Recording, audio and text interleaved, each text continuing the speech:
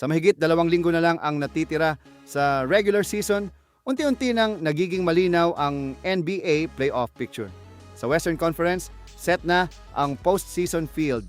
Ang New Orleans Pelicans, Memphis Grizzlies, Dallas Mavericks, Utah Jazz at Sacramento Kings ay eliminated na lahat.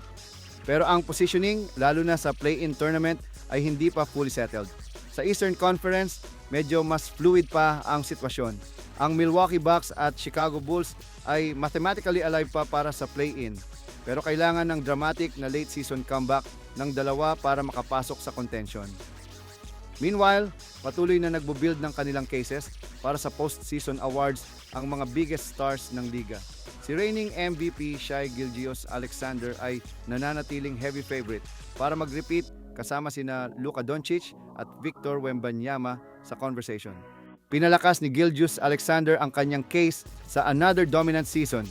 Siya at si Doncic lang ang mga players na nag-a-average ng mahigit 30 points per game, habang nangunguna si SGA sa buong liga sa win shares na 14.2 at plus-minus na plus 10.7.